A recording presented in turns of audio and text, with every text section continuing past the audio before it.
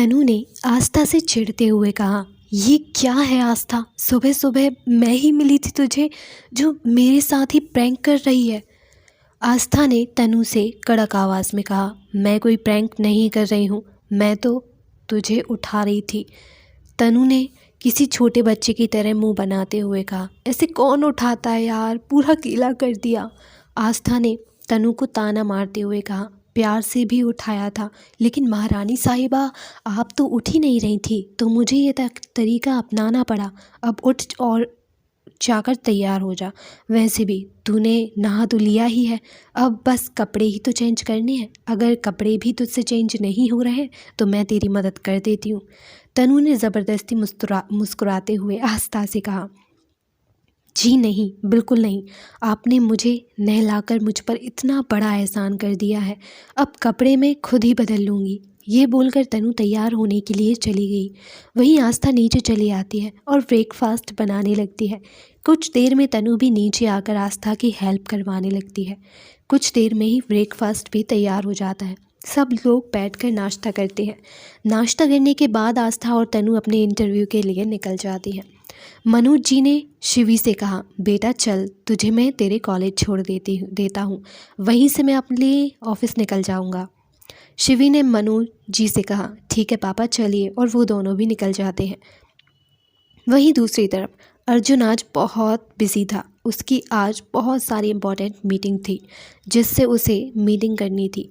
वो आज शाम को ही इंडिया से बाहर जा रहा था, इसलिए उसे आज ही ये मीटिंग करनी पड़ रही थी, क्योंकि उसके लिए प्रोजेक्ट बहुत इम्पोर्टेंट था जिसे वो किसी भी कीमत पर हाथ से नहीं जाने दे सकता था। किसी भी कीमत पर उसे ये प्रोजेक्ट हासिल करना था और ये मीटिंग बाहर किसी होटल में हो रही थी, इसलिए वो आज अपने ऑफिस नहीं आ रहा था।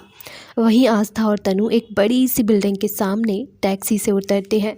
उस बिल्डिंग पर बड़े बड़े शब्दों में लिखा हुआ था, राठौर एंटरप्राइजेस। आस्था इस बिल्डिंग को देखकर मुस्कुरा रही थी। तनु आस्था को ऐसे मुस्कुराता हुआ देखकर पूछती है, क्या हुआ, तू ऐसे क्यों हंस रही है? अगर किसी ने देख लिया ना तो तुझे पागल समझेगा और अंदर भी नहीं जाने देगा, इंटरव्यू तो दूर की बात है। आस्था ने तनु की तरफ देखते हुए कहा, मैं हंस नहीं रही हूँ, बस मुस्कुरा रही हूँ क्योंकि आज मेरा सपना सच होने जा रहा है। आस्था ने अपनी आंखों में चमक लाते हुए कहा, मेरा सपना था कि मैं इस कंपनी में काम करूं और आज मेरा ये सपना सच होने जा रहा है। देख, आज मैं यहाँ इस बिल्डिंग के सामने खड़ी हूँ और इंटरव्यू के लिए आई हूँ। अच्छा हुआ हमने स्टडी ख़त्म होने से पहले ही इंटरव्यू के लिए अप्लाई कर दिया था, नहीं तो हम आज यहाँ नहीं होते। तनु ने भी मुस्कुराते हुए कहा, हाँ वो तो तू ठीक ही कह रही है, अगर हम पहले अप्लाई नहीं करते तो यहाँ नहीं होते। अच्छी बात है कि हमने पहले ही अप्लाई कर दिया था। अब चल अंदर चलते हैं वरना लेट हो जाएंगे। ये बोलते हुए दोनों अंदर चली जाती हैं। अंदर आस्था रिसेप्शन पर जाकर पूछती है, इंटरव्यू किस फ्लोर पर है? रिसेप्शनिस्ट, 5th फ्लोर पर इंटरव्यू है बोलते हैं। वो दोनों लिफ्ट में 5th फ्लोर पर चली जाती हैं।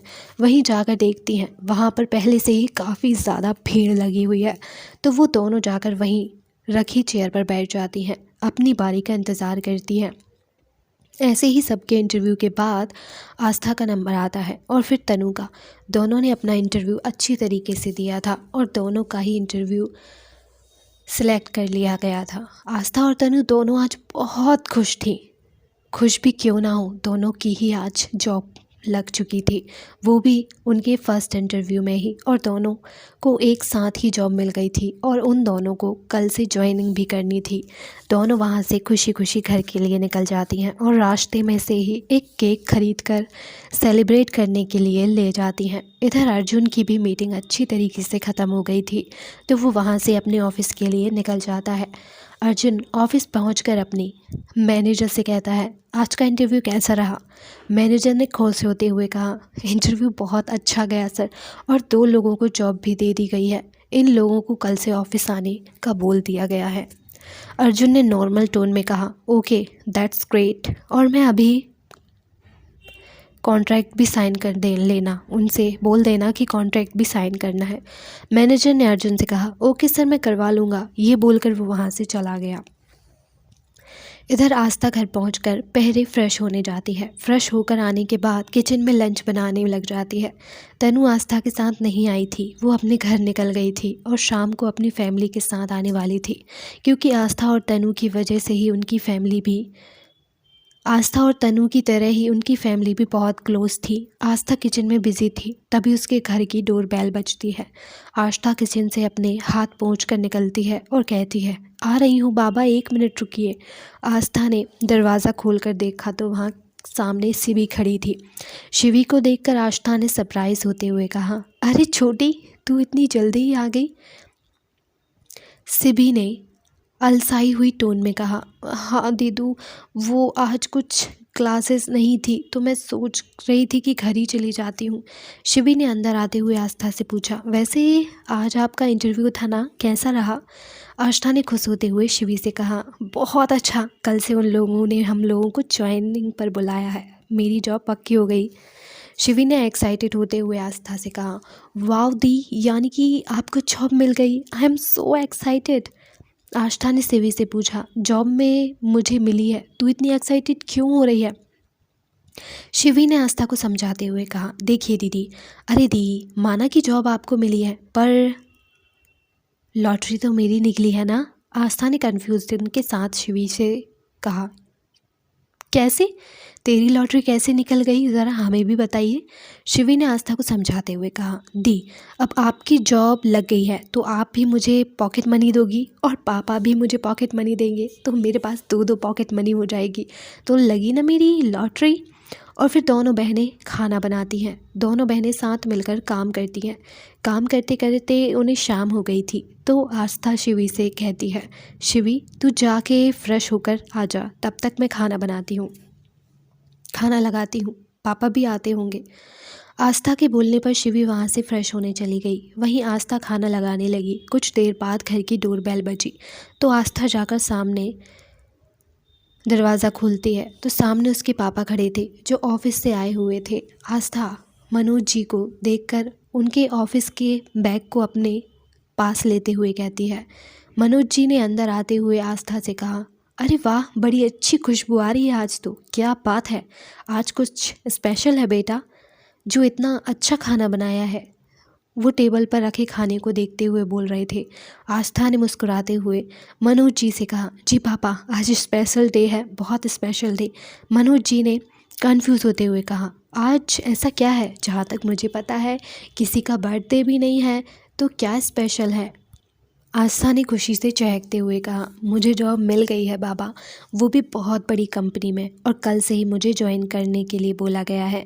मनोज जी भी खुश होते हुए बोले, ये तो बहुत ही खुशी की बात है। आस्था ने मनोज जी से कहा, पापा आप जल्दी से जाके फ्रेश हो जाइए, तनु और उसके मम्मी पापा आते होंगे। मनोज जी हंसते हुए कहते हैं, अरे वाह, क्या बात है, हमारी बेटी ने तो अपनी पार्टी की भी तैयारियां कर ली हैं।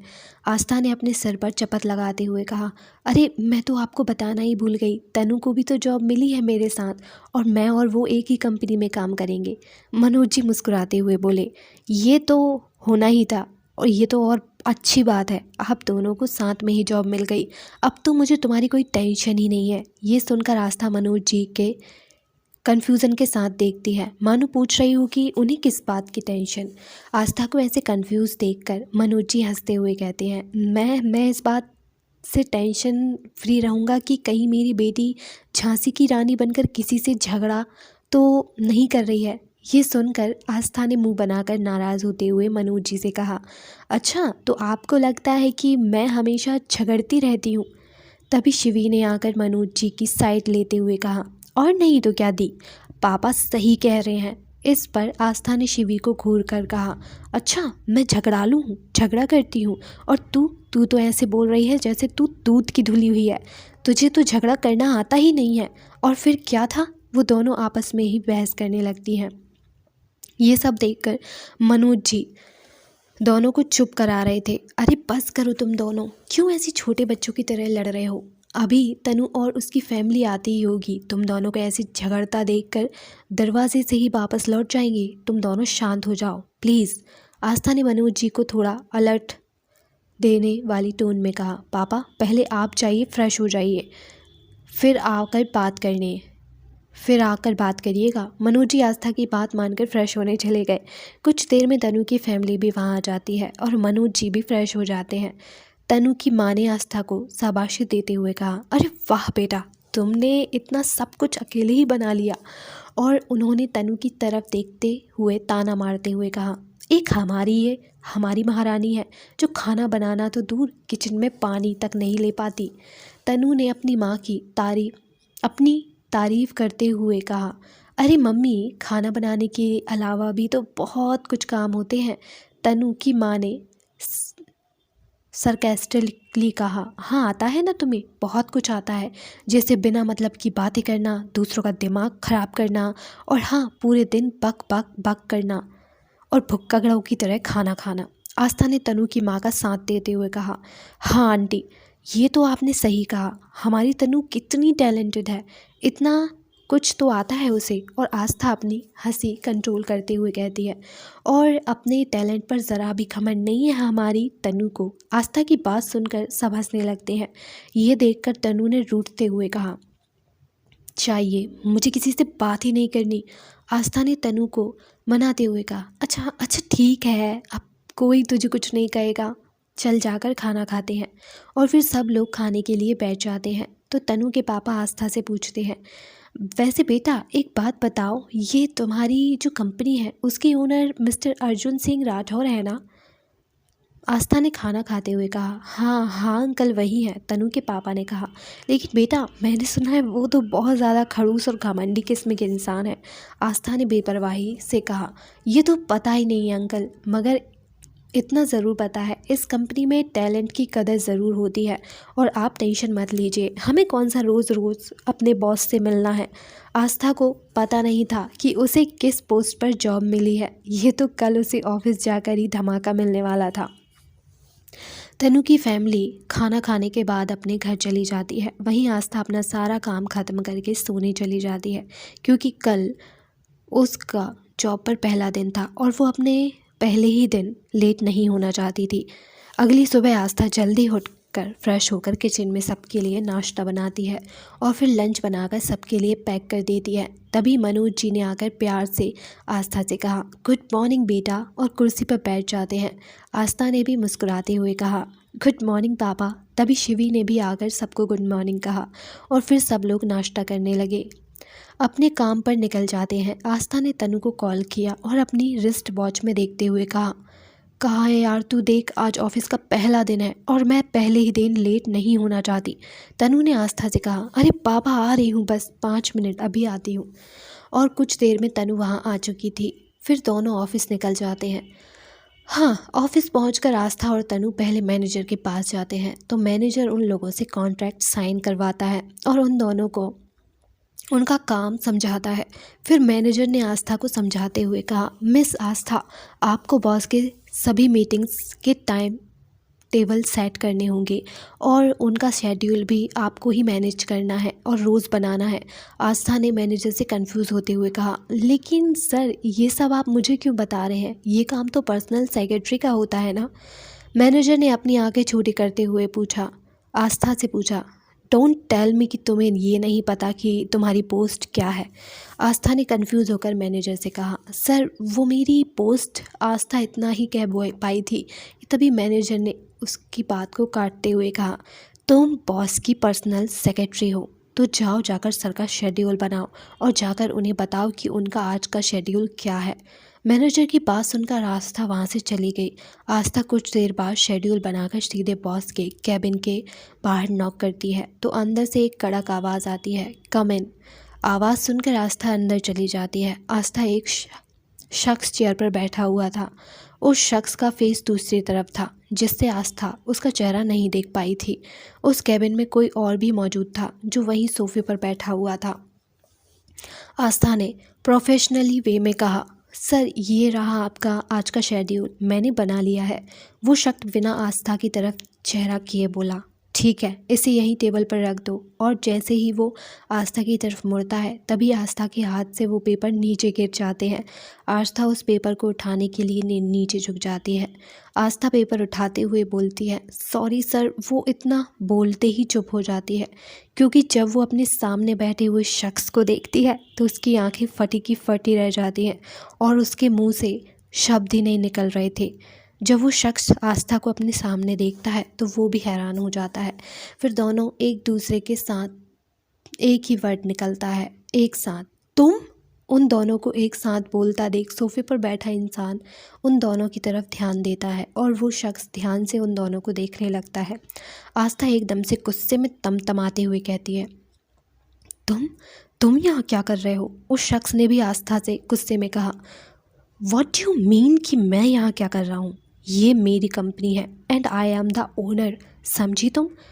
एंड बाय द वे, तुम यहाँ क्या कर रही हो और तुम्हें अंदर किसने आने दिया? बिना परमिशन के तुम अंदर कैसे आई? उस शख्स की बात सुनकर तो आस्था कुछ ऐसे 440 बोर का झटका लग गया था। आस्था हकलाते हुए कहती है, मैं यहाँ जॉब करती हूँ और आप अर्जुन। आस्था की बात कंप्लीट होने से पहले ही अर्जुन ने बीच में ही आस्था की बात काटते हुए कहा, yes I am the Arjun Singh Rathore. ये सुनने के बाद आस्था के चेहरे की हवाइयाँ ही उड़ जाती हैं। आस्था मन में सोचते हुए खुद से कहती है, मर गई, ये जॉब तो गई। तभी अर्जुन ने आराम से आस्था की तरफ देखते हुए कहा, ओह हेलो, क्या हुआ, कहाँ खो गई तुम? डोंट वरी, मैं तुम्हें जॉब से इतनी आसानी से तो नहीं निकालने वाला। पहले अपना हिसाब बराबर करूँगा। वो क्या है ना कि तुमने जो मेरी गाड़ी का कांच तोड़ा था ना, तो इतनी आसानी से तो तुम्हें यहाँ से जाने नहीं दूंगा। जब तक तुम उसके रिपेयरिंग के पैसे नहीं चुका देती तब तक तो तुम यहीं काम करोगी, वो भी बिना किसी सैलरी के। तुम्हारी सैलरी तुम्हें नहीं मिलने वाली। जब मेरी गाड़ी के रिप्लेसमेंट खर्चा पूरा हो जाएगा तब तुम्हें सैलरी देने के बारे में मैं सोचूंगा। आस्था को भी बहुत गुस्सा आ गया। आस्था ने अर्जुन से थोड़ा गुस्से में कहा, व्हाट, मैं आपको क्या पागल नज़र आती हूँ जो बिना सैलरी के काम करूँगी? और वैसे भी गलती आपकी थी, समझ में आया? आपकी गाड़ी ने मुझे टक्कर मारी थी जिससे मेरी स्कूटी टूटी थी। तो ज़रा बताइएगा कि मैं आपको क्या पैसे दूँगी? और हाँ, रही बात मैं आपको क्यों पैसे दूं, और रही बात जॉब की, तो मैं खुद जॉब छोड़ दूंगी, क्योंकि मुझे कोई शौक़ नहीं है ऐसी जगह पर काम करने का जहां का बॉस इतना खड़ूस हो, जो अपनी गलती मानने के जगह दूसरों को ब्लेम करे। आस्था इतना बोलकर वहां से चली जाती है। यह देखकर वहां पर सोफे पर बैठा इंसान ज़ोर ज़ोर से हंसने लगता है। वो इंसान और कोई नहीं बल्कि अर्जुन का छोटा भाई रुद्र था। रुद्र हंसते हुए अर्जुन से पूछता है, भाई कौन थी ये लड़की जो आपको इतना सुनाकर चली गई? वो लड़की the business tycoon Arjun Singh Rathore को इतना सुनाकर चली गई। ये बात तो कल के न्यूज़पेपर की हेडलाइन में होनी चाहिए। इतना बोलकर वो फिर से हंसने लगा। अर्जुन ने चिढ़कर रुद्र से कहा, शट अप रुद्र, अपनी ये बकवास बंद करो। लेकिन रुद्र कहाँ मानने वाला था। आज उसके सामने अपनी आंखों के सामने एक लड़की को अपने भाई को सुनाते हुए देखा था, तो ये मौका वो कैसे छोड़ सकता था? ये सब देखकर पहले तो रुद्र को अपनी आंखों पर यकीन ही नहीं हो रहा था, लेकिन जब अर्जुन ने आस्था से झगड़ा करते देखा तो उसे यकीन नहीं हुआ और वो उन दोनों की लड़ाई को एंजॉय कर रहा था। तो हेलो एवरीवन, आई होप आपको आज का एपिसोड पसंद आया होगा। आपका आज का मतलब सेकेंड एपिसोड। और प्लीज़ बताइएगा कि आपको मेरी वॉइस में ही ये स्टोरी सुननी है या मैंने जो फर्स्ट एपिसोड डाला था AI वॉइस वाला, वो वॉइस ज़्यादा अच्छी लगी। प्लीज़ कमेंट में बताइएगा। और ये स्टोरी कैसी लग रही है प्लीज़ बताइएगा। और आपको क्या लगता है कि आस्था इस जॉब से जा सकती है या नहीं, और अर्जुन कैसे बदला लेगा अपनी इंसल्ट का? तो प्लीज़ बताइएगा कि आपको ये स्टोरी कैसी लग रही है। उसके हिसाब से मैं आगे एपिसोड दूंगी। अगर आपको स्टोरी पसंद आएगी तो आपको नेक्स्ट एपिसोड मिलेगा, नहीं तो फिर मैं और कोई सी स्टोरी देखती हूँ। प्लीज़ बताइएगा कि ये स्टोरी कैसी लगी। और प्लीज़ मेरे ये नए वाले चैनल को प्लीज़ सपोर्ट कीजिए।